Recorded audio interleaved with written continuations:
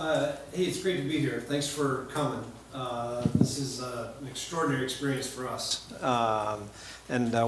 If there's anything we can do to help you guys with anything, let us know. We really want this to be a great experience for you, partly because we want to come back. All right, so I was getting mic'd up there. Steve sometimes introduces this by saying that this is the eat your vegetables part. There's going to be a lot of great tips and things, and you're going to go, man, that was one really sweet thing, or I could sink my teeth into that chunk of meat or something. I'm the vegetables, okay? I'm trying to give you some nutrients that you can use all the time to get a good balanced diet.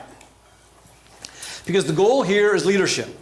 And regardless of what size your company is right now, you can always be building your leadership skills, and it's necessary for your company to grow and survive. And as you guys know, it's a terrible thing to find out the hard way, if you don't grow, you die. It is just like a law of physics that if you are not growing this thing, you are all of a sudden decaying, and the decay starts to decay, and you just lose. So I'm the leadership vegetables in between the steak and the sweets of the smart sessions, okay? And I will be back on Saturday to talk about some more stuff. My personal background is I've been doing business for some level for 38 years. I've known Steve for 18 years. So we've been working together a long time. He is one of the 4 founders that I have worked for in the course of my career, and I've been a little bit of an entrepreneur on my own a couple of times as well. I have an MBA in finance and marketing from The Ohio State University, and I've been to all of the Catalyst 88 meetings. Lastly, I am a certified StrengthsFinder coach. That was something I did about a year ago.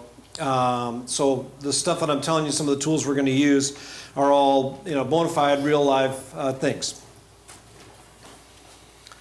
All right, so if you looked on your agenda and you saw that at 10 o'clock, which is now, we're doing something called Your Strengths. I'm sure that just is why you got out of bed and had an extra cup of coffee, said, I don't want to miss this. I didn't pick the title of the presentation. I picked Learn what gives Facebook an 11-to-1 edge over Apple, a 15-to-1 edge over Google, and a 30-to-1 edge over Microsoft. That's what I want to talk to you about. Maybe that's a little more compelling than just your strengths, right? There aren't a lot of books out on Facebook yet, but one of the early Facebook guys came out and wrote a book. His name is Mike Hofflinger, and chapter 11 of the book is called How Facebook Wins the Talent Wars. And this is a short excerpt from it. Lori Gohler was brought in for HR. In the 8 years that she was in, and the book is only like a year old, Gohler's most important contribution to Facebook has been her focus on being a strengths-based organization, as it went from just a few hundred employees in 2008 to more than 12,000 in 2016, making Facebook and Gohler perhaps the largest practitioner of the approach in the world and a consistent winner in the Silicon Valley talent wars. Amazon is famous for a bad internal culture, and they are moving to strengths also.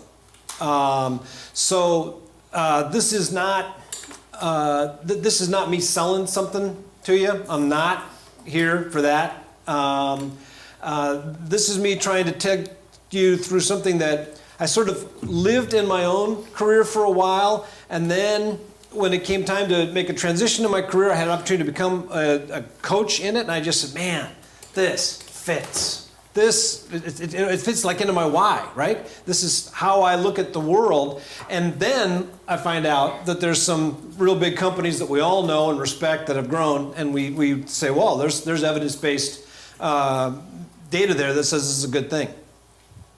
All right, so quickly, here's a few of the things from the book on Facebook. Facebook employees are the most satisfied and least stressed in the Valley. Google was second. Apple was third. It's still funny for me to see Steve come up here and pick up an Apple and use something, because I was berated for years because I wasn't on a Windows machine like everybody else in the office. And I've been an Apple guy since 1986. I bought my first one. So it's hard for me to put Apple in here in third place. That's all I'm saying. Facebook is number 2 of the best places to work. Google or Apple's 36th. And it's Apple, right? We all know all the cool stuff they got. They work in a spaceship. I mean, it's a really, really cool thing.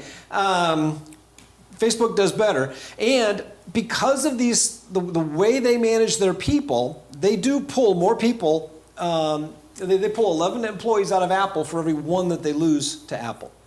That's just an extraordinary number, right? So it's clearly not just about money, right? It's about getting somebody and keeping them. Okay? It's that you don't lose them.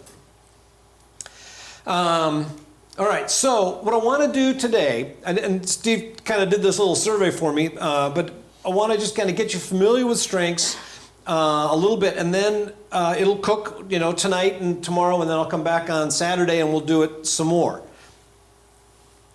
So we'll kind of go, what are they and why do you do it? Get the vocabulary down. Well, I want to let each of you get some time to think about one or more of your strengths.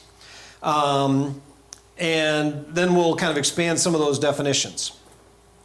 All right, so we kind of went through this, and I will go on. Let me give you the history. Don Clifton was a guy working in Nebraska. And he was approached to do a study.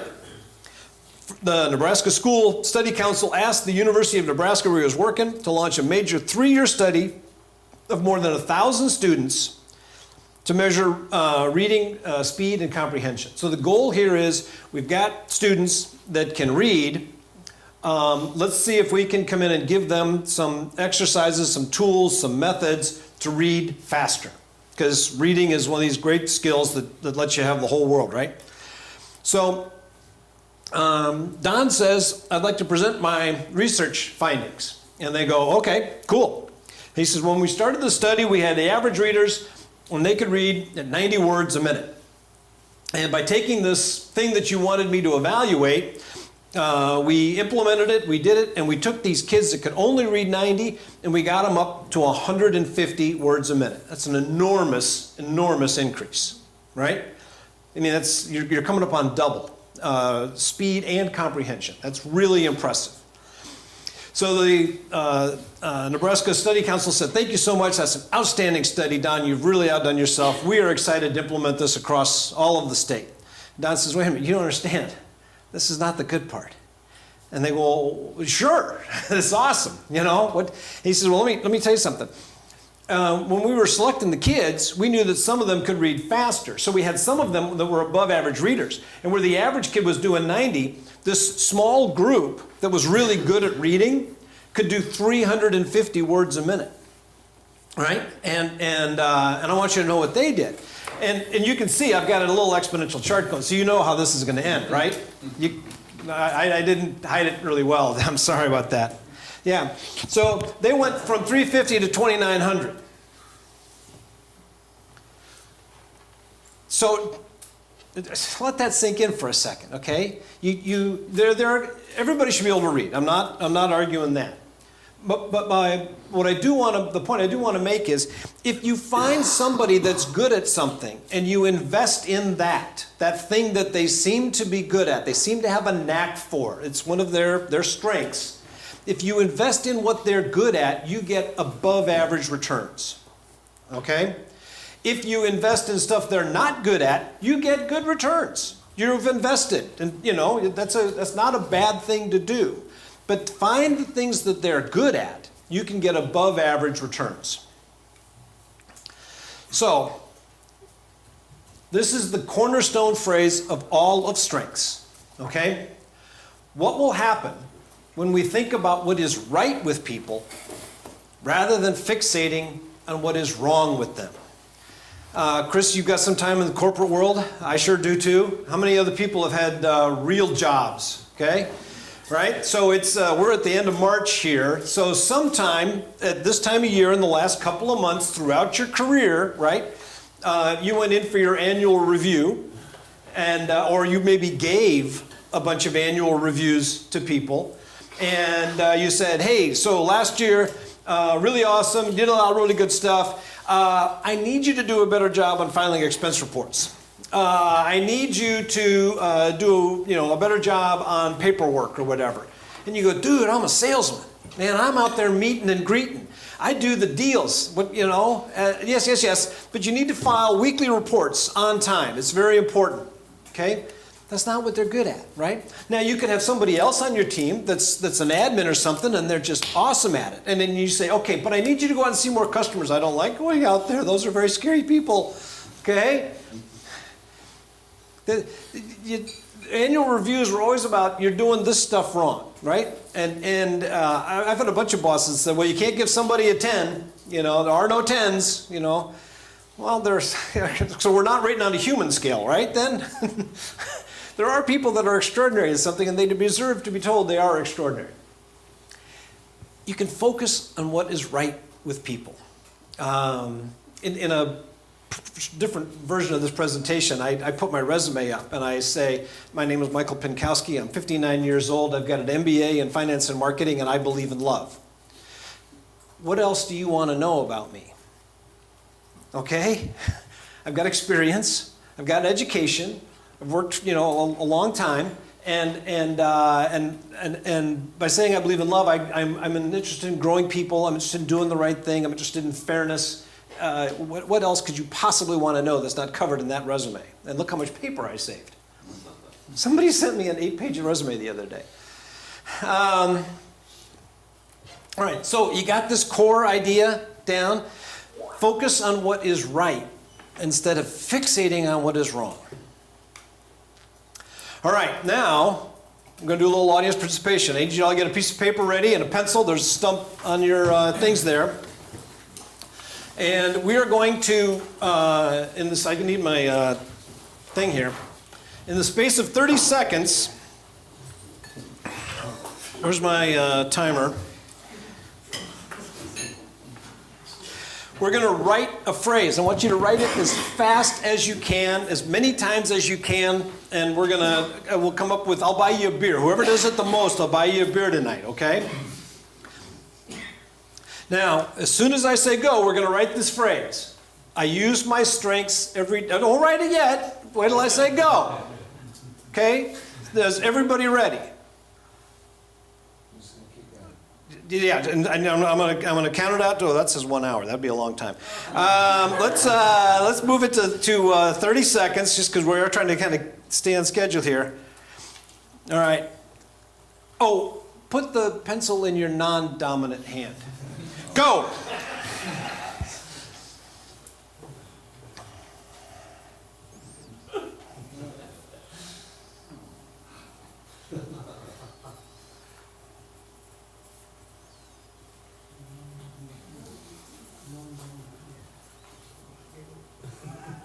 Ten seconds to go. Let's go. Let's go. There's a beer on the line.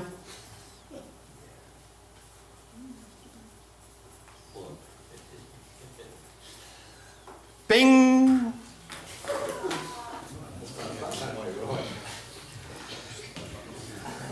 Now, I'll buy anybody a beer that wants one, okay?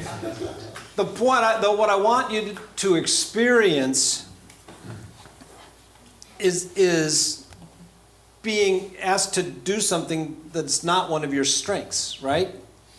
So what did that feel like? What did you discover in doing that? Painful. Frustrating. Yeah. Sometimes there is stuff you just got to do, even though it's not one of your things, right? You need to refocus very quickly. How to do it? Yeah. How to work out how to do it? Yeah. Yeah, I'll start that point. Okay. Yeah. So now imagine that one of the people on your teams has been asked to do something that they're just left-handed about or non-dominant about. Okay. It is that experience, right? It's like, oh, geez, why is this what I'm doing, right? And in the longer version, I now say, go ahead and do it with your dominant hand, and boom, you knock it out, and all of a sudden you find yourself focused either on speed or on quality or on, you know, consistency or something. You want to make it great because this is what you got, okay?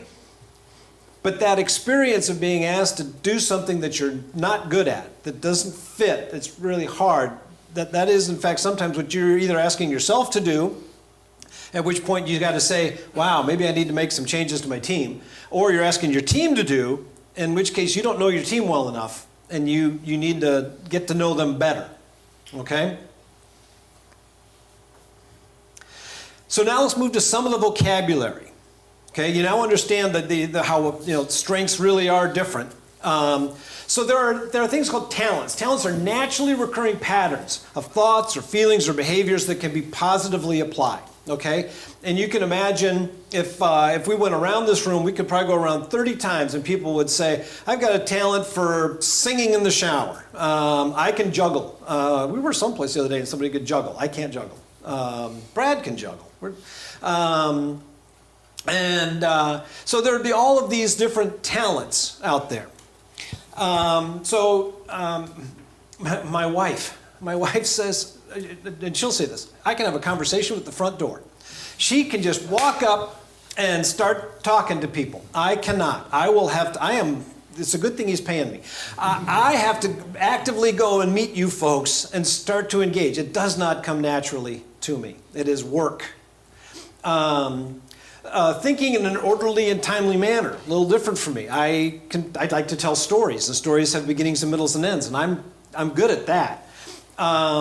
Being able to easily influence others. I have to be very careful. That's a power that I can use for good or for evil. And I try to be a good guy about it. Seeing patterns in data, consistently having a positive outlook on life. These are all sort of talents that different people have.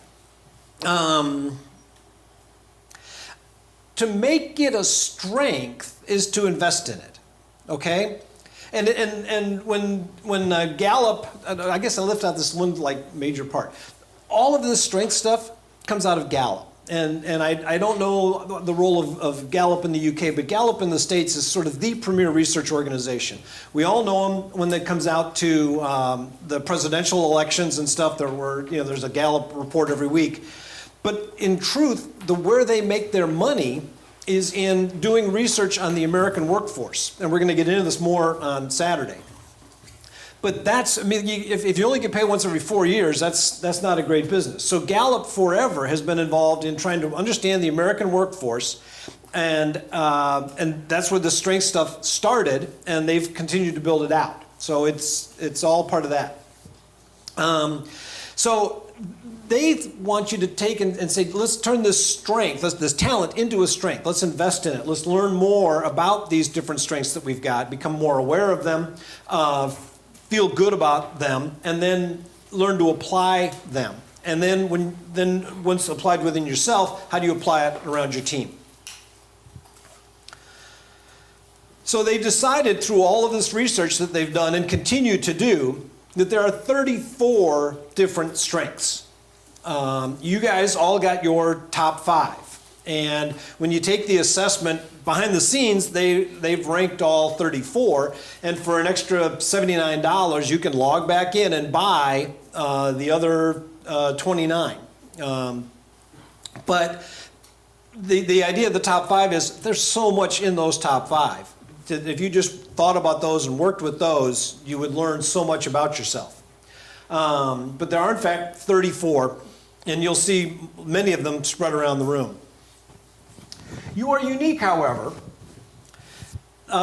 You'll see nobody's got the same top 5, and certainly nobody's got them in the same order. The odds of getting them in the exact same order are 1 in 33 million. So there's 330 million people in the States. That means that there are, 10 people that have the same top 5, in the same order. And that's just the top 5, okay? There's only 10 people that in each of those. To have them in a different order is still quite rare. Okay, 340,000.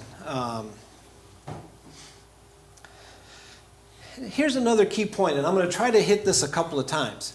So what I'm trying to tell you is that you are unique. But don't forget, your people are unique also. Okay?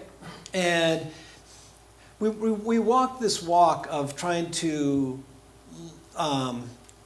remind you that you are leaders and the obligations and responsibilities of leadership. And we want to build you up. At the same time, then, as a real leader, you need to build up the leader type qualities in your individual people, right? Everybody's some kind of a leader. My wife and 2 boys, my youngest boy, I got to make him a leader, okay? Even though he's the bottom of the family, there are things where he needs to be a leader. So think about your people too. They are unique also.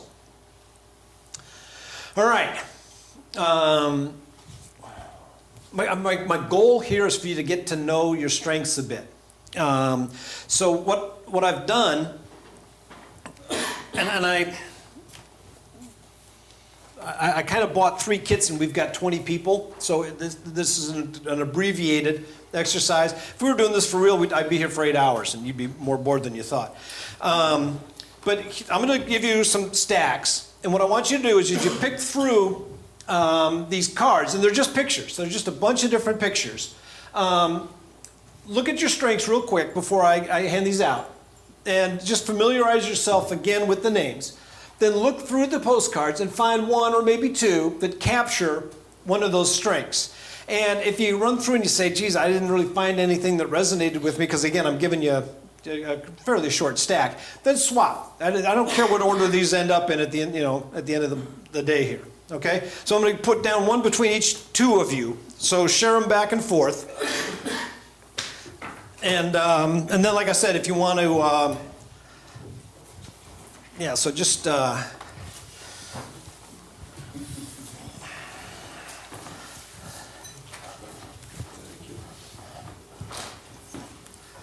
in the snake pit. We forgot to warn everybody about the snake pit, Steve. Yeah. All right, so look through your strengths. We're going to take a couple of minutes here. I'm trying to make this matter. Look through your list of strengths, and then pick up the cards and see if there's a picture in there that matches up with how you view one of those strengths. And then, like I said, if you've already been through the deck and you didn't find any, let's keep passing those cards around. I can go back in the snake pit and move them around if it helps. In here. So this is another set of cards. One of my strengths is learner. Gallup can be kind of funny. On all of their strengths, there's a circle R next to it. They have registered that word with the U.S. Patent Office, trademark and stuff. And in some cases, they sort of made up a word. But the vocabulary matters, okay? So let me give you these cards, and I'm just going to let you, I'll do 1, and then I'm going to pass some around. So learner is people that are exceptionally talented in the learner theme, have a great desire to learn and want to continuously improve. The process of learning, rather than the outcome, is what excites them. So then there's a series of things here. I am one who enjoys the experience of being a learner. I will follow the things that interest me. I bring a learning perspective. I need exposure to new information and experiences. I love to learn on the frontier, the cutting edge. I hate knowing it all and know-it-alls. A learner, my interests guide my intentions. My interest guides my intentions. Who here has focus? Somebody's got focus. Jason, you've got focus. Mm-hmm. All right. Your intentions guide your... So my interests guide my intentions. Your intentions guide your interests. Okay? The things that you need to do, you have focus. You go get that done. I see stuff to learn, and it's not particularly relevant to what I'm doing. You see this juxtaposition? These are at the bottom of this card. I think this is the most valuable part. Chris, you have woo, right? Learner, I am always interested in learning something new. Someone with woo, I'm always interested in meeting someone new. What did I tell you? I don't like meeting people, right? But you do. So I want to go meet things, knowledge, books, ideas. You want to go and meet people. There's another juxtaposition there, okay? So again, I've only got 3 sets of these. Look at your list one more time just so you're familiar with it. And then I'm going to pass these around. They're in alphabetical order. And so just tear through alphabetically and find one that's yours. And we're going to spend a minute looking at it. So I'll put one set going down this way. And I'll put another set going down this way. And just, think about one of the ones you got and go. Everybody's found a card? Had a chance to read through it? All right, so Paul, which card did you pick? Futuristic. Futuristic, excellent. All right. What did you see on there? Anything match up? Over here, the theme contrast where it says, I'm so preoccupied with tomorrow that I'm not ready for today. Okay. Yeah. So here, I don't know if I've got futuristic in here. I don't. So what's at the very bottom here? So adaptability. Who's got adaptability as a strength? I do. Do you? Mm-hmm. All right. So Paul over here says, I'm so preoccupied with tomorrow that I'm not ready for today. What does adaptability say? I like it when every day is different. Okay. All right. I'm so occupied with today, I'm not ready for tomorrow, is another way of looking at it. Let's see. Simon, which one did you pick? Futuristic. Futuristic again. All right, that won't work. Anthony, what'd you pick? Activator. Excellent. Tell me what's... I mean, as I've written through it, just, the first one, I'm impatient with an activity. As such, I'm so impatient. Okay. I just have to get started, even if I get it wrong. I'd rather just know that I'm, otherwise I start to get nervous. Yeah. So, Yeah. less discussion, more action, instigation, hate wasting time. Hate wasting time. Yeah. What do you need? On the left side it says, I need Okay, yeah, I need less discussion, more action. less discussion, more action. Okay? And what does it contrast with at the bottom? I contrast with intellection. So I believe there's no substitute for action, and intellection believes there's no substitute for thinking. Right? And I believe do it till you get it right, and deliberative believes do it when you get it right. Right. So you've picked activator. Who's got achiever? Did anybody? Yeah. Achiever. Yeah. So I want to. There's 3 that always fascinate me, particularly when I'm talking to Catalyst members. So we just heard activator, right? And sum it up. I need to get going, right? I got to get started. Achiever. Want to get it done. Want to get it done. Okay. What do you need? I need freedom to work at my own pace. Okay. And what do you hate? I hate a lack of diligence. A lack of diligence. Okay. What are the contrasts at the bottom? Yeah, it's a achiever, I want to get it done. Activator, I want to get it started. Achiever, intense diligence. Intellection, intense thinking. Intense thinking. Okay. Who's got deliberative as a strength? Simon does. Did you pick that card? No. Didn't deliberate on that card. All right. So, Oh, he's got it. oh, you got one? Okay. So tell what is deliberative? I can help you.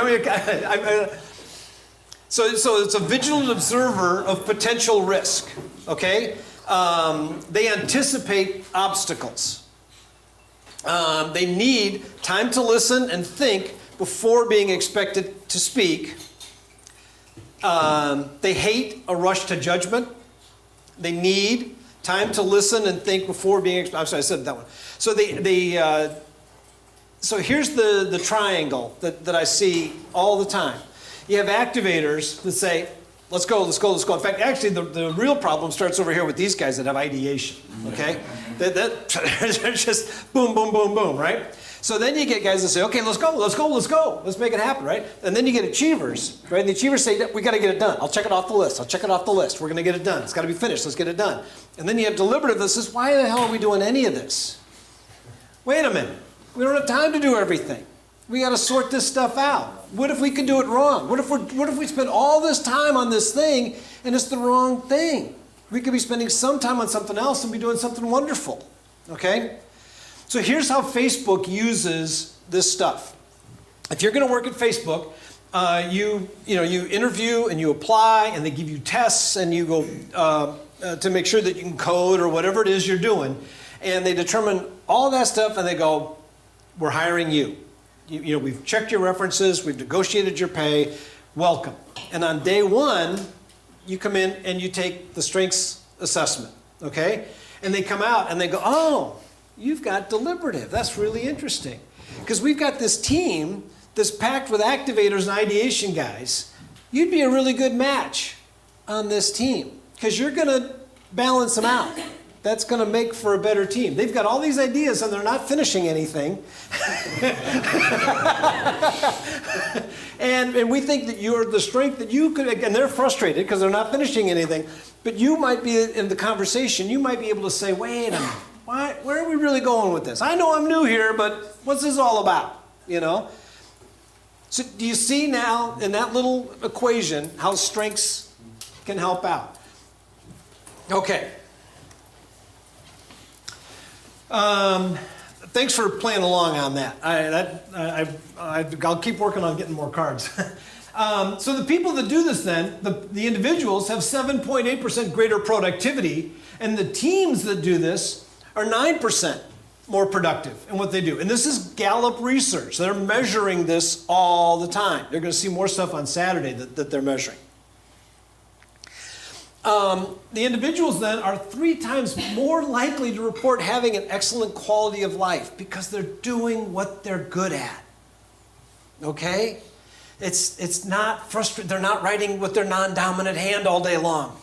Okay? You could imagine, right? What if I told you it was more than 30 seconds? Was that the longest 30 seconds ever? Trying to do that?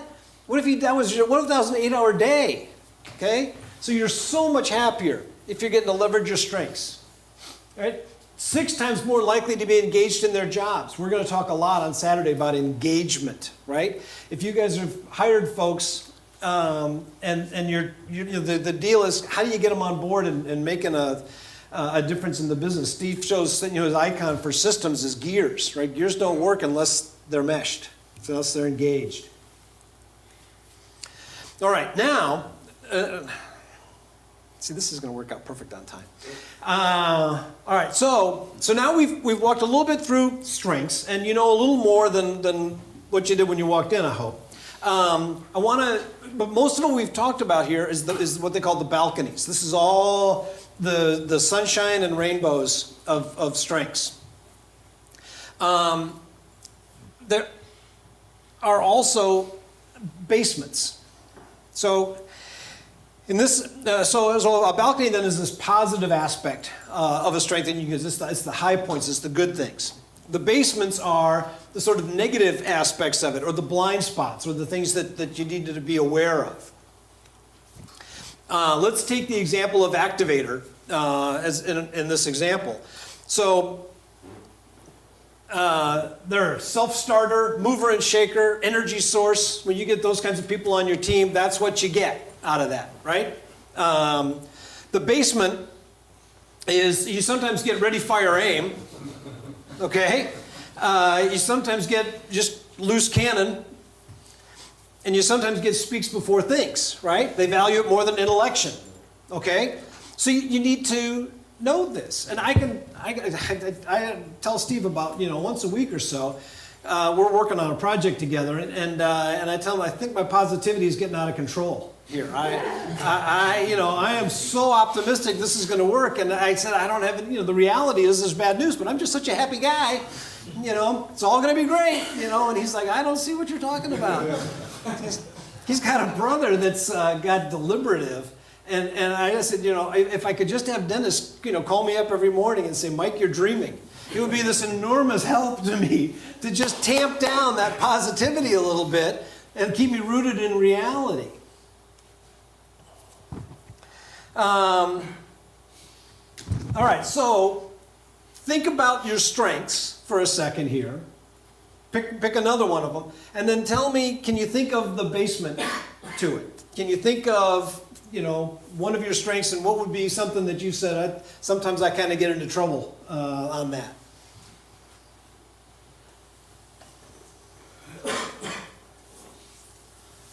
Who's got, here, this group, who's got competition? A couple over here. All right, so how does competition is really good strength, right? Because we keep score and it's good to win, right? Anytime that's not, what's that? Have to win, right? Okay. Anytime that's not so good? Yeah, when I have to win. When I'm not winning. Keep it fresh. I've seen both. I'll be in basement. Yeah. It can be personally sort of demoralizing, right? A lost, and it can also be, sometimes you lose and you can't take it out on your team. The balcony is you have to win more. The basement of it is accepting number two sometimes is not good enough when Yeah. actual fact is a step in the direction. Yeah. See, I've said this, Steve. Might be okay. All right. Steve and I both have learner. Anybody else got learner? Jat? Yeah, basement there will be, you end up taking everything on because you want to learn it. You want to become the expert at that. And so you encroach on areas that you shouldn't be in. Yeah. So this is where we don't balance each other out. He'll say, hey, what do you know about this new database structure called NoSQL? And I don't know anything about it. And off, Instead of doing the work that needs to get done, I'm off wandering into something that I don't need to know, but I'll get you an answer, boss, no problem, Wrong thing to do. Okay, really cool that I'm always out there soaking up stuff. Comes in super helpful all the time. Except I also know all sorts of stuff I don't need to know. All right, so that's the idea of these basements. We don't talk about weaknesses.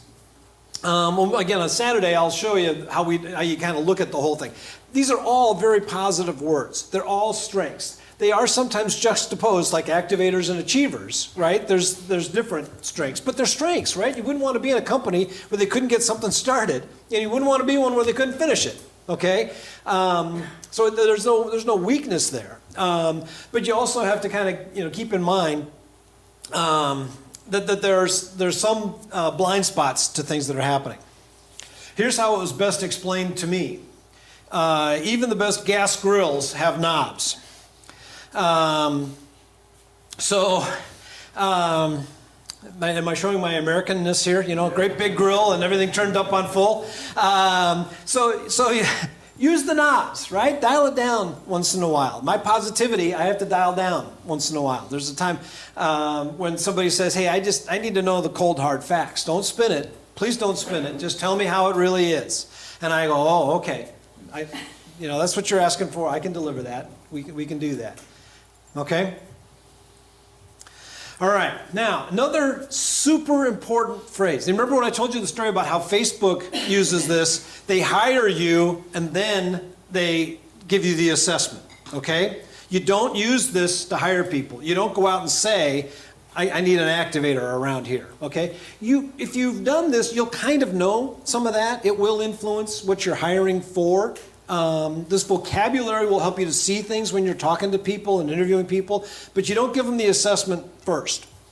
The example they used in one of the classes I had was the vice president of strategic communications, who did not have strategic and did not have communication.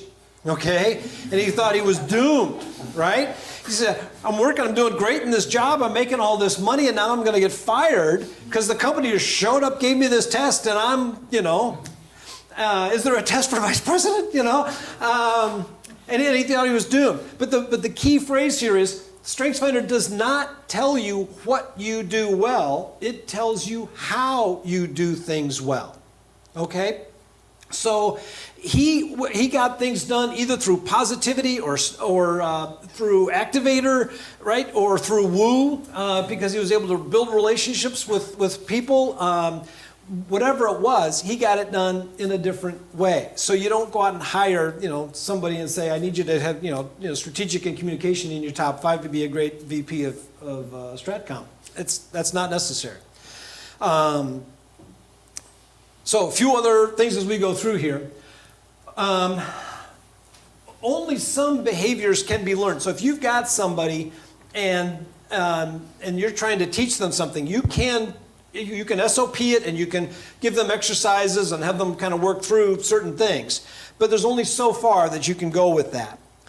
The best in a role can deliver the same outcomes using different behaviors. You can have somebody that's got woo that does an outstanding job on sales, and you can have somebody that's got intellection that can do an outstanding job on sales. Right? And so to come in and say, no, this is, how we do that is to sort of make them right with their non-dominant hand. Weakness fixing prevents failure, right? So at some point you can say, well, you do have to do your expense reports, right? But the real investment is in finding out what they're good at and making that even bigger. Themes and talents are neutral. This is just who they are. This is how they're wired. And they're not labels. Oh, he's an activator. We know how that goes. Always lead with positive intent. That's why I'm always proud to say I believe in love. It sets a tone. Differences are an advantage, and your people need one another. This is really about building a team. It will help you know yourself better. It will help you know your family better, but it's about building your team.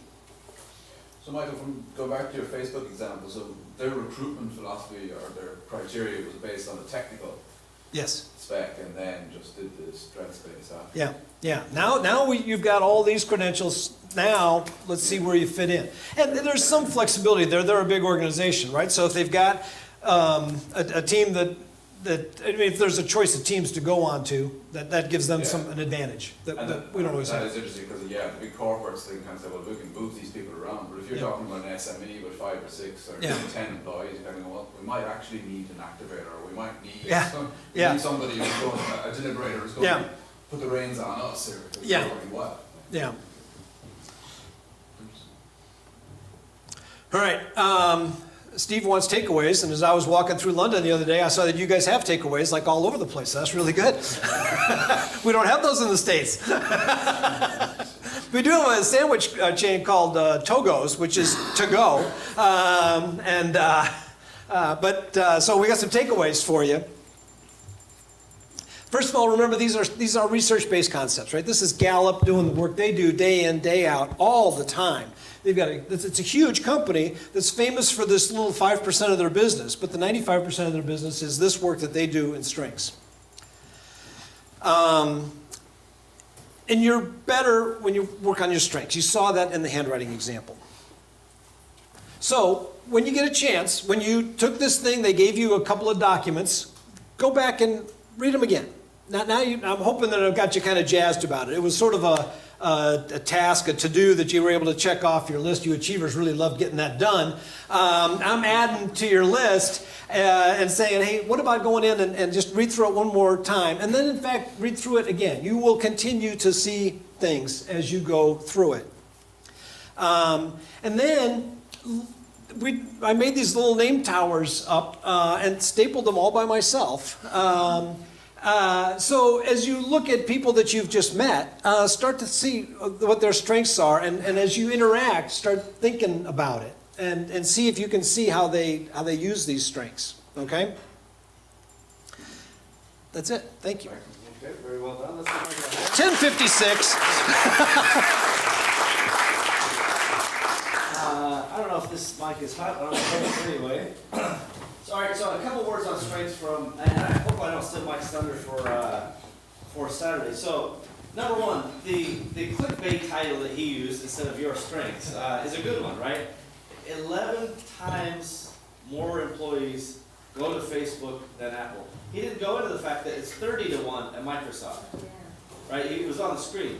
But when you talk about talent retention and you talk about keeping people engaged, are you going to talk about engagement, disengagement on Saturday? So I won't get too much into that. But the secret to having people is having them happy people and productive people. If you're oppressive and you don't understand what makes a person happy, and they can't be happy and engaged at the office, well, again, you're just picking the hard road. Every example that I say, this is a good way to do it, you guys can go, oh, I know a guy who doesn't do it that way, and he's super rich and successful, whatever. And I go, believe me, there's problems over there, right? There are problems there. And as a quick and instant example, the Microsoft 30 to 1 versus Facebook. Now, there's underlying things there. You could say, well, Microsoft, their technology is old and Facebook's new and cool, but the Google number was still, what, 15 to 1, something like that? So Google and Facebook would arguably be both tech companies on the rise, up and coming, no discernible difference between the prestige of either of those organizations. Even Apple, to a degree, yet they're just way outperforming. And we were in Amazon, I don't know, 6 or 7 months ago, and we had on the back of, if we had your strengths at the time we printed badges, the strengths are on the back. If not, then you can write them in. But we had that flipped around, and the people in that particular building, they're like, oh, hey, what are my strengths? Oh, what are yours? They're doing it too. And to me, it's very important not to use as a label, but to use as vocabulary. Because when Michael's positivity is running amok, we have to go, hey, dial that barbecue knob down a little bit. And by the way, he could do the same thing. Hey, ideation's going nuts, Steve. Let's just, we got enough ideas. Let's go do something. And all of you have those things, especially, where you work together. Chris and Nicole, it's a great opportunity for you guys to go, hey, let's, dial back the achiever and let's think about the future for a minute, or vice versa, right? And all of these strengths, can I do the Churchill versus the other guy? So we're going to take a break here in just 1 second. I have a weak mind, and so when I see strengths like empathy, I'm like, not a strength, right? That's because I'm wired a different way, right? And so, and I see, harmony, not a strength, right? I'm like, who's writing this stuff? And it's like, ugh, and so, but I want to just tell you, so here, I always use this example, but here in the UK it's even more appropriate. We just went to the Churchill Museum. So Winston Churchill, clearly a world-class global leader, right? For the ages will always be recognized as an extraordinary leader in every possible respect. Doesn't mean he's a nice guy, by the way. I don't know anything about the personal side, but he got his job done, and command is clearly one of his strengths. You don't have to have him take the assessment once you understand the strengths and how these things line up. Command, number one, right? He knows what's up, and probably self-assurance, which I have, which basically means once you convince yourself you're right, even if you're wrong, you're fine. And by the way, other people believe you too. So by the way, that's all you guys. So the point is, Churchill, command, and then you start to go, well, to be a good world leader, you need to have command, right? Isn't that a logical assessment? We move the blocks and we go, all right, you want to be a good world leader, you better have command. And then we go, well, what about Gandhi? Now, this is a pretty good world leader, but stark contrast to Churchill. And empathy might be his number one, which I just said wasn't a strength, but clearly it is, right? And that's the point, is you can be a global leader. You can change the world with either of those two extraordinarily contrasting strengths. And that's the point. So Michael often warns me of this concept of, what's it called that I always commit? Strengths malpractice. Yeah. So strengths malpractice is when I decide I'm going to use it the way I want to use it instead of the way it's supposed to be used. And but this I don't think is malpractice to say that empathy can be extraordinarily effective and command can be effective. And that's what the takeaway for you guys should be. It doesn't matter the words on the piece of paper. Those aren't even the things that you are already good at. They're just what you're wired to be good at. So you have to develop those. And you can be that school, you know, that you're already 300 words, you could be 3,000 words. You can 10x your own results if you focus on your strengths. So knowing yourself, then knowing your team, that's part of the process. This, again, it's vegetables. It's like, I've had enough broccoli today. You know, I'm ready to go back to the sweets and the whatever, right? I just can't stress it enough. If you don't get this right, you're going to spend a lot of wasted time. You're going to have bad culture. You're going to have problems. You're going to have oppressed people, unhappy people, or unproductive people. That's just the way it is. If they're all writing with their left hand, they hate themselves for having to write that way and accepting that position, and they hate you for making them do it.